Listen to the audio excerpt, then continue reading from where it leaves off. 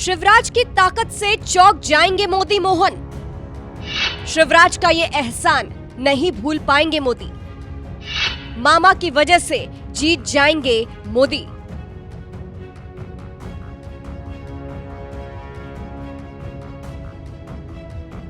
राजनीति में भले ही कुछ लोगों को लगता है कि पद मायने रखता है, कोई पद आपकी ताकत तय करता है, लेकिन इस बात को मध्य प्रदेश के मामा शिवराज ने गलत साबित किया है। शिवराज सिंह चौहान के पास भले ही अब सीएम का पद नहीं है, लेकिन उनका जादू अभी भी चलता है।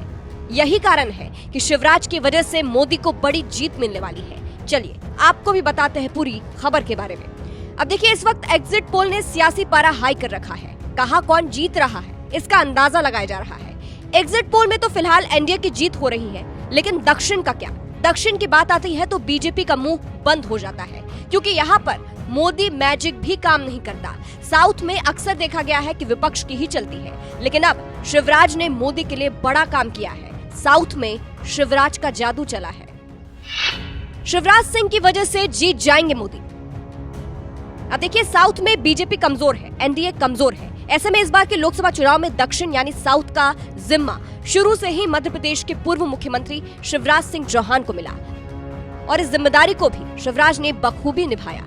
बता दें, शिवराज ने इस बार दक्षिण भारत के कई राज्यों में जमकर प्रचार किया था। काफी पहले से शिवराज साउथ में सक्रिय थे और शिवराज की मेहनत रंग लाई है, उनका जादू चला है। एग्जिट पोल में दक्षिण में बीजेपी के लिए खुशखबरी है। एग्जिट पोल आपको ये जीएफएक्स की मदद से समझाते हैं कि एनडीए के पास पहले कितनी सीटें थी और अब कितनी सीटें मिल सकती हैं। तमिलनाडु पहले 0 सीट, अब 2 से 4 सीटें मिलने का अनुमान। केरल पहले 0 सीट, अब 2 से 3 सीटें मिलने का अनुमान।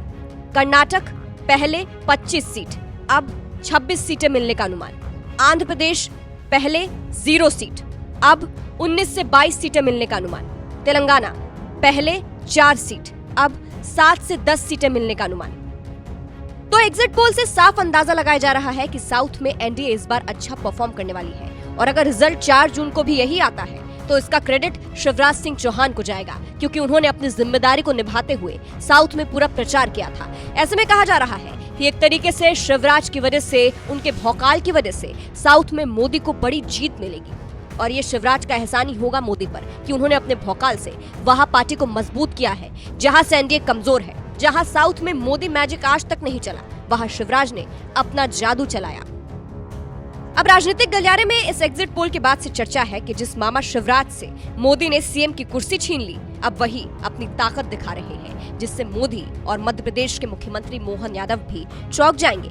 क्योंकि कहा तो ये भी जा रहा है कि मध्य प्रदेश में बीजेपी को झटका लगा है, लेकिन शिवराज का जादू देखिए कि साउथ में बीजेपी का सुपड़ा साफ होता था, जहां वही अब नजारा बदल सकता है। फिलहाल इस खबर पर आपकी क्या राय है, कमेंट करके जरूर बताइएगा। अंत में आपको शिवराज का एक बयान सुनाते हैं, जिसमें वो कांग्रेस पर जमकर हमला बोल रहे हैं।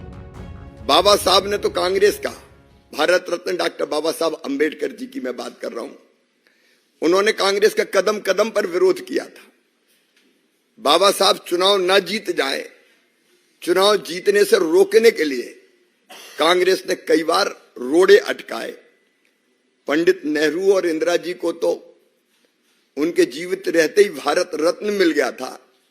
बाबा साहब को भारत रत्न तब मिला जब भाजपा के समर्थन से सरकार बनी। कांग्रेस ने बाबा साहब के तैल चित्र को भी संसद में लगने नहीं दिया था।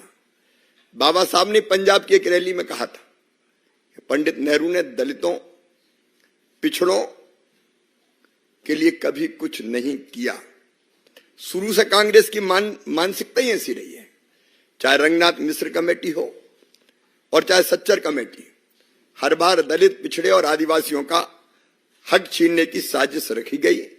कांग्रेस का पूरा कालखंड ऐसे ही पापों से भरा हुआ है, और वो पूरा का पूरा सच अब राहुल गांधी ने स्वयं स्वीकार किया है। और आज भी कांग्रेस और इंडी गठबंधन के सारे घटक दल इसी तुष्टीकरण की राजनीति पर चलकर दलितों का, आदिवासियों का और पिछड़ों का हक मारने का काम कर रहे हैं।